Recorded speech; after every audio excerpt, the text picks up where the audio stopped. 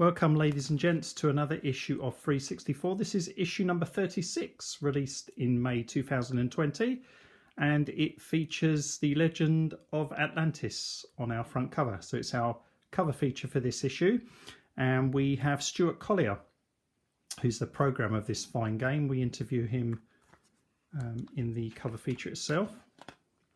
So as always, we have the load page, which lists all the contents for this particular issue. And there's a fine photo there of Simon Butler, who also is interviewed in this issue. And then our found page, which is our welcome page. And thanks to all these people here for their assistance in getting the issue out. And then it's on to our cover feature. So, The Legend of Atlantis. So this cover feature really came to be because I played the game and loved it, and I wanted to do an interview with Stuart and Trevor on the making of the game. And so what I thought I would do eventually, because it's now May that I'm doing this video, I interviewed Stuart, I think it was last September. I think it was last September. So it was some time ago. And so I've always had this in mind that I'm going to have Legends of Atlantis as the cover feature, and I wanted to kind of feature all the gorgeous graphics and sprites and character set, tile set. So kind of talk about the game, talk about the design of the game, then the music of the game, then we go into the programming, which is where Stuart comes into it. So Stuart programmed the game from designs that Trevor Story created. So these are actual hand drawings and hand notes that Trevor created when designing the game. So there's an interview there with Stuart, which goes on to the next 2 pages as well, with this fab map that Trevor hand drew, and Stuart and Trevor worked using this map to create the actual game. And then there's a bit about the follow-up game, which is called The Shadow over Hawksmill, which I was one of the game testers for, and I loved every moment of it. It's such a fantastic game, a great follow-up. And here it is. There it is on tape, which you can get from Cytronic Software. And then obviously still available on tape is The Legend of Atlantis itself. Both absolutely fantastic games and well worth the money. On tape, they're only £6.99 plus postage and packaging. Then we have our regular Diary of a Game feature, part 11. So this is a regular feature, and it features Steve Collins, who's the guy that programmed Badlands for Domark Software on the Commodore 64. So he programmed it back in 1989, wrote these diaries with the intention of getting them published, but never got them published. And so he's given us exclusive rights to publish them throughout FREEZE64. Then moving on, we've got a bit of a spoiler here, an exclusive spoiler. So the guys at Genesis Project are working on Saberwolf Remastered, and so Robert Troughton's programming it, and it's John Eggleton who is designing it. So John's redrawing all the graphics and design, and Robert's programming it and pulling it all together.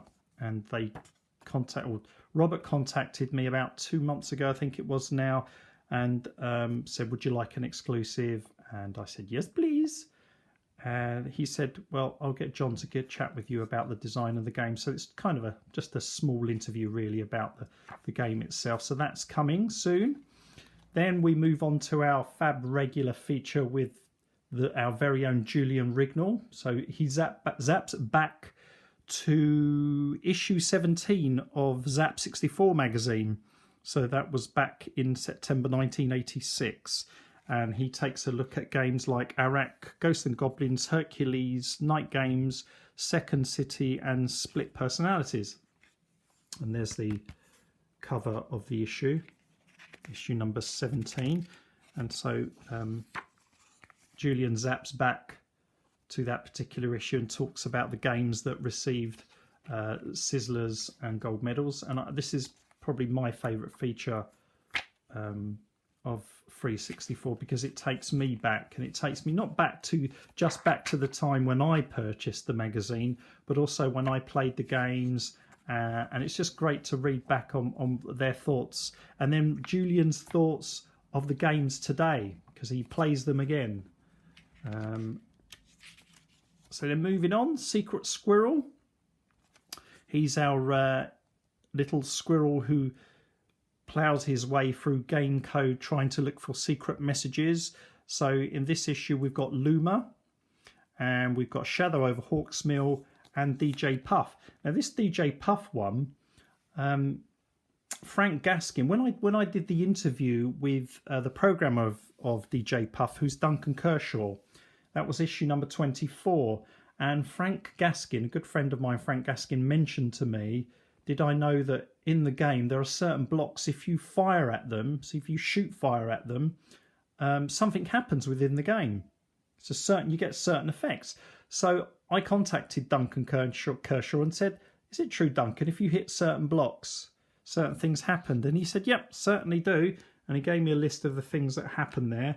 And not just that, he provided me with the code to prove that certain things happened. So if you want to play through the game DJ Puff on the Commodore 64 and see if you can find those hidden blocks, just shoot at every single block within the game. Certain things will happen, such as the conveyor belts stop moving, balloons float up in the air, you can freeze the water, you can get extra life, set colours, set the full speed, change the tune. It's quite cool little Easter eggs. Then we move on to our artist's corner. So this is usually Coder's corner, but because it's an artist in this issue, so it's Simon Butler, who I was fortunate enough to meet last year at a retro event in Walsall. And I asked him if I could do an interview with him, and he said, of course. Great guy, very humorous, and loved talking to him. Spent ages talking to him, train journey back with him as well. And it's a fab interview here. Talks about his time working at Ocean and Denton Designs and how he created his loading screens and graphics for Commodore 64 games. So another fab interview there. Then screen skipping. So this is part 2 of our screen skipping feature. So what I do here is I take 2 games and I provide these pokes which create code that slots within the actual game code itself. And when you press keys 1 and 2, it skips you either forwards or backwards, depending on which key you press, through the game map. So you can see the whole game map very quickly just by pressing either 1 to go back a screen or 2 to go forward a screen. And I'll have more of these soon. So all you've got to do is enter these pokes in. So we've got Solus, which was released by Cytronic, and then Rescuing Orc, which was programmed by Juan. Then we have We Don't Do Reviews, which is a mini review of the fabulous Millie and Molly game that was programmed by Carlton Handley. Carlton showed me an early preview of the game, which I'm not a massive puzzler fan, but I still wanted to see the game, and I was hooked. I was instantly hooked, to the point that when I received the game, I played, or when I purchased the game, I played through all 100 levels without cheating once.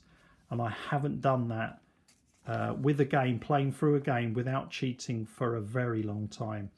And so that's an very enjoyable game and well worth the 92% rating that I gave it. So that's a mini review, because it's we don't do reviews, but it's a mini review. The Mouldy Cupboard is back with a game called Turtle Jump, which is a very quirky game. I really, to be honest with you, I don't think I played it enough to really get on with it. And so give it a try yourself. It's by Romic Software. Have a play, see what you think, let me know, because I'm not quite sure about it, and I've kept it out of the Mouldy Cupboard because I'm going to play it a little bit more just to see what else I can find. Then we're on to the games we typed in. So this was a feature I started in the previous issue. So last issue was a type in from a book. It was a type in called Grand Prix. This is a type in from a magazine, that was released back in August 1984, Personal Computer Games. And in that magazine was a load of listings, and one of those listings was one called Baby Monty, which was produced by a guy called Tony Crowther. Anyone heard of him? Nah. Anyway, Tony produced this fab little game. It really is so cute, and it's great, and it's challenging, and it's a type-in, so it was free. You had the magazine, and you could type in the game. And if you read my little story here about me typing in the game, try not to laugh too loud. But there's the type-in itself, or part of the type-in that was in the actual magazine. And we've got another one of these in the next issue, which is a Jeff Minter game, believe it or not, that Jeff produced back in 1984. And it was his first Commodore 64 game. And not just that, Jeff gives us a little bit of insight into the game, so a bit of an exclusive there. Then Millie and Molly. So we reviewed the game there, and we provide some pokes and cheats and level skip and everything else there. And then we've got some we got a level skip for Luma, and we've got some cheats for Old Tower 64, and then we've got some cheats for Attic Attack. It's a fantastic loading screen there. And then on the back we have Pixel Wizard advert. I got myself one of these cases for my Ultimate 64. I got like the lighter beige one, the Commodore 64C version of it. And there you go. So that is issue number 36, May 2020 issue of FREEZE64. Remember, you can only get this issue if you subscribe to FREEZE64, because it is a subscriber exclusive issue. The only way to get it is to subscribe. And that's it.